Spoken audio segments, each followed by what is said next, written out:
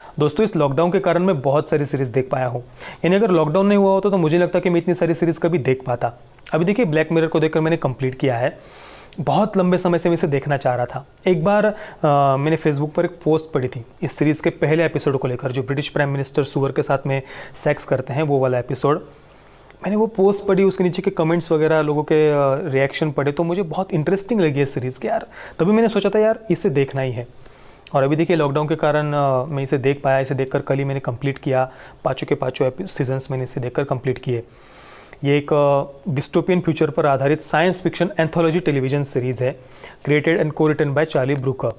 इसमें कुल मिलाकर 5 एपिसोड्स है, जिनमें 40 मिनट से लेकर के सवा घंटे के कुल मिलाकर 22 एपिसोड्स है। हर एक एपिसोड का सब्जेक्ट अलग अलग है। ये डिस्टोपियन फ्यूचर पर, मतलब एक ऐसे निकटवर्ती भविष्य पर आधारित है जहाँ पर टेक्नोलॉजी का बहुत ज़्यादा विकास हो गया है, और ऐसे भविष्य में हमारा जीवन, हमारा समाज कैसा होगा, इस पर ये सीरीज़ कटाक्ष करती है, व्यंग करती है। देखिए, ये एक संक्षेप में रिव्यू होने वाला है, क्योंकि ये एक ऐसी सीरीज़ है जिसके एक एक एपिसोड पर घंटों तक बात की जा सकती है। और ऐसे 22 एपिसोड से 5 सीजन्स, उन सबको एक वीडियो में कंप्लीट कर पाना ये अन्याय होगा इस सीरीज़ के साथ में। और मैं सच कहूँ तो दिल से बहुत कुछ बोलना चाहता हूँ इस सीरीज़ के बारे में। मैं जब इसका एक एक एपिसोड देख रहा था ना, ये सीरीज़ जिस प्रकार से जीवन के अलग अलग पहलुओं पर, समाज के अलग अलग पहलुओं पर कटाक्ष कर रही थी, व्यंग कर रही थी, एक डार्क ह्यूमर और एक सार्केस्टिक वे में, एक सटैरिकल टोन में इन सब बातों को सीरीज़ में दिखाया गया है। तो वो सब देखते हुए बहुत सारे विचार ऐसे आ रहे थे जो मैं जिनके द्वारा हम उस सीरीज़ को, जो बातें वो कर रही है या जो कटाक्ष किया गया है, उनको हम काउंटर कर सकते हैं। कई सारी ऐसी बातें मन में आ रही थी, और उन सबको मैं आपके साथ में शेयर करना चाहता हूँ।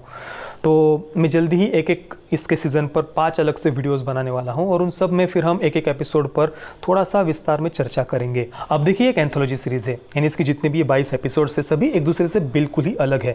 किसी का किसी के साथ में कोई कनेक्शन नहीं है। सब में अलग एक्टर्स है, अलग कैरेक्टर्स है, अलग स्टोरी है, अलग सब्जेक्ट है। सभी एपिसोड्स अलग अलग सब्जेक्ट के साथ में डील करते हैं, जैसे कि मीडिया और सोशल मीडिया का प्रभाव, राजनेता और लोगों के बीच का संबंध, विवाह संबंधों के कारण संशय की जाल में फंसना, अपने स्वार्थ के लिए सही गलत का विचार ना करके खुद सिस्टम की गलत बातों का हिस्सा बन जाना, पार्टनर की कमी पूरी करने के लिए टेक्नोलॉजी का यूज करना, न्याय देने के लिए अपराधी को, क्रिमिनल को साइकोलॉजिकली टॉर्चर करना, मानसिक रूप से टॉर्चर करना, भ्रष्ट और स्वार्थी राजनेताओं के पर्याय के रूप में एक एनिमेटेड कैरेक्टर का यूज, खुद की ही आर्टिफिशियल कॉपी बनाकर उसे पर्सनल असिस्टेंट की तरह, गुलाम की तरह उपयोग करना, लोगों के ओपिनियन का गुलाम बनकर खुद की पहचान को खो देना, गेमिंग इंडस्ट्री का पागलपन, ऑनलाइन सेक्सुअल क्राइम्स, मृत्यु के बाद में अल्टरनेट रियलिटी में जीवित रहना, समलैंगिकता, समाज से बहिष्कृत अल्पसंख्यकों को खत्म करने के लिए सोल्जर्स को टेक्नोलॉजी के माध्यम से कंट्रोल करना, एक प्रकार से हिप्नोटाइज करना, सोशल मीडिया ट्रोलिंग, मन की भड़ास और गुस्सा निकालने के लिए टेक्नोलॉजी का यूज़ करना, पेरेंटिंग, जिसमें बच्चों पर हद से ज़्यादा ध्यान देना, हद से ज़्यादा लाड़ प्यार और अधिक सुविधाएं देना, प्रॉब्लम्स से उन्हें दूर रखना, इन सब के दुष्परिणाम, एक गलती छुपाने के लिए कई सारी गलतियां करते जाना, परफेक्ट पार्टनर की खोज में पार्टनर्स बदलते जाना, सेक्स के लिए वर्चुअल रियलिटी का यूज़ करना, शादी में सहमति से विवाह बाह्य संबंध रखना, पश्चाताप, इन जैसे जीवन के और समाज के कई सारे अलग अलग पहलुओं पर यह सीरीज कटाक्ष करने की कोशिश करती है, और इसके जरिए ह्यूमन नेचर को एनालाइज करने की यह सीरीज कोशिश करती है। दोस्तों, इस सीरीज के कई सारे एपिसोड्स किसी भी कंक्लूजन पर नहीं पहुंचते हैं।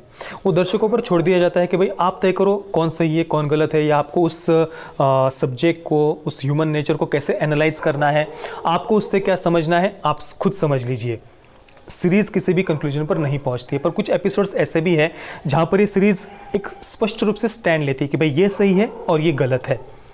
पर देखिए, ऐसे जितने भी एपिसोड्स हैं, जैसा कि मैंने आपको पहले कहा, ये जो भी मैंने आपको सब्जेक्ट्स अभी पढ़कर बताए, इनमें से हर एक सब्जेक्ट पर बहुत कुछ बोला जा सकता है।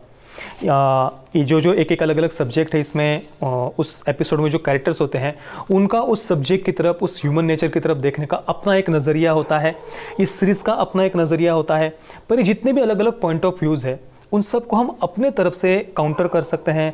उन सब के अलावा और भी एक नज़रिया होता है उस ह्यूमन नेचर की तरफ देखने का, जीवन की तरफ देखने का, और भी एक बेटर वे में हम उस सब्जेक्ट को, उस ह्यूमन नेचर को एनालाइज कर सकते हैं, और वो हम करेंगे। सच में मैं बहुत एक्साइटेड हूँ इन सब के बारे में बात करने के लिए। अब इस सीरीज़ की आइडियोलॉजी की अगर हम बात करें तो कुछ एपिसोड सेक्सुअल लिबरेशन को प्रमोट करते हैं, कुछ एपिसोड स्पष्ट रूप से कम्युनिस्ट आइडियोलॉजी को प्रमोट करते हैं और कुछ एपिसोड्स ऐसे हैं जो कोई भी स्टैंड नहीं लेते हैं।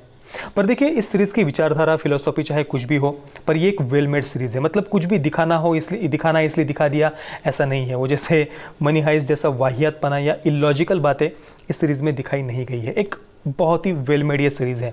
हाँ, 2-3 ऐसे एपिसोड्स है जो मुझे पसंद नहीं आए। एक तो है मेटल हेड और दूसरा देखिए वो स्टार ट्रेक गेम वाला एपिसोड, जहाँ पर एक कंपनी का पार्टनर अपने एम्प्लॉयज़ पर गुस्सा निकालने के लिए गेम की वर्चुअल रियलिटी का यूज़ करता है, वहाँ पर अपने एम्प्लॉयज़ का क्लोन बनाकर वो डीएनए लेकर।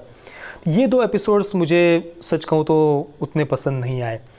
बाकी हाँ, इसके जितने भी एपिसोड्स हैं वो हमें सोचने के लिए मजबूर करते हैं और ये बात मुझे इस सीरीज़ की पसंद आई कि भले ही ये सीरीज़ कोई स्टैंड ले रही हो या नहीं ले रही हो, पर उस बात को लेकर ये सीरीज़ हमें सोचने के लिए मजबूर करती है। ये बात मुझे इसकी पसंद आई। तो बिना किसी शक के ऑब्वियसली मैं इस सीरीज़ को आप सबको रिकमेंड करूँगा। आप इस सीरीज़ की कुछ बातों से एग्री होंगे, कुछ बातों से एग्री नहीं होंगे, पर ये एक इंटरेस्टिंग सीरीज़ है, इसमें कोई संशय नहीं। इसके सारे के सारे एपिसोड्स नेटफ्लिक्स पर हिंदी में अवेलेबल है, तो सभी इसे बिल्कुल आराम से देख सकते हैं। देखिए, जहाँ तक बात है रेटिंग की, तो इसके हर एक एपिसोड की अलग अलग रेटिंग होगी, क्योंकि हर एक एपिसोड हमें अलग एक्सपीरियंस देता है। हर एक सीज़न की भी अलग रेटिंग होगी। तो यहाँ पर बस एक ओवरऑल मेरा रिकमेंडेशन कैसा है, मैं कितना रिकमेंड करता हूँ इस सीरीज़ को, उस हिसाब से एक ओवरऑल रेटिंग मैं आपको यहाँ पर दूंगा। मैं ब्लैक मिरर के पाँचों सीजन्स को दूंगा 8 आउट ऑफ 10 स्टार्स। बाकी पेरेंटल गाइडेंस की बात करें तो इसमें सेक्स भी है, न्यूडिटी भी है, ड्रग्स भी है, गालियाँ भी है, वायलेंस भी है, सब कुछ है।